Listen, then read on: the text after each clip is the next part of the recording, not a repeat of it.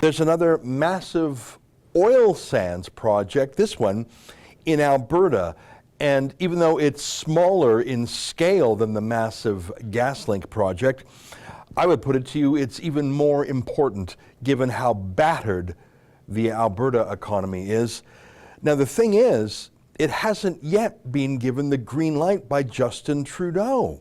Joining us now to talk about this is our friend Lorne Gunter, senior columnist for the Edmonton Sun. Lorne, great to see you again. Tell us a little bit about the Teck Resources Frontier Oil Sands project. Has it already passed all its regulatory hurdles?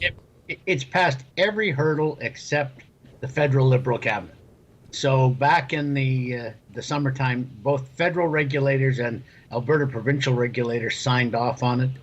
There are 14 First Nations and Métis communities in the area. They, like the communities along the coastal GasLink pipeline, have all signed off to. All 14 have economic sharing agreements with Teck Resources out of Vancouver, who are the lead on this project.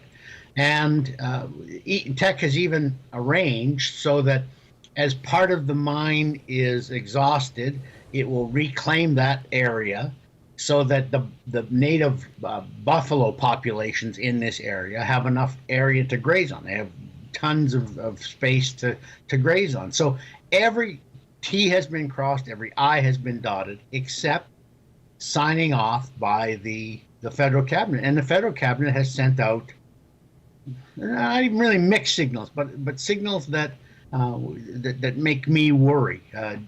Jonathan Wilkinson, who is the new environment minister, isn't as extreme in his rhetoric as Catherine McKenna, who he replaced, but I think he's equally extreme as an environmentalist. I think that he's probably ideologically just as far out as McKenna was, and he has said that he can't see a way to go ahead with Frontier if Canada is still deeply committed to meeting its Paris climate goals.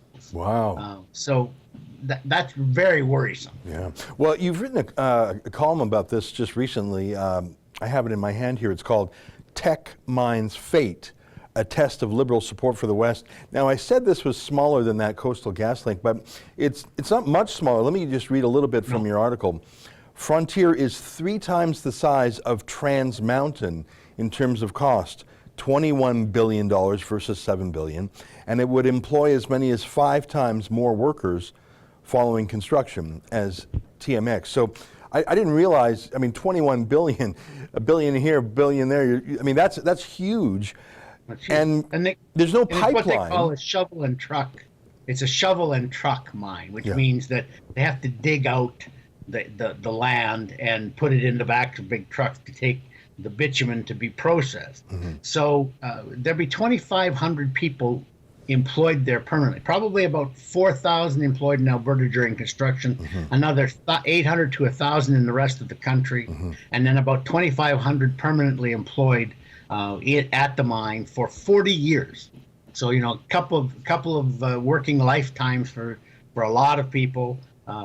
Really good, high-paying jobs in the oil sands, and yet somehow this is not a slam dunk.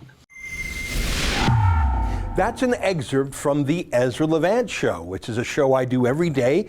I do a monologue, interview an interesting guest, and then I read my hate mail. But you've got to subscribe to it, which you can do at premium.rebelnews.com.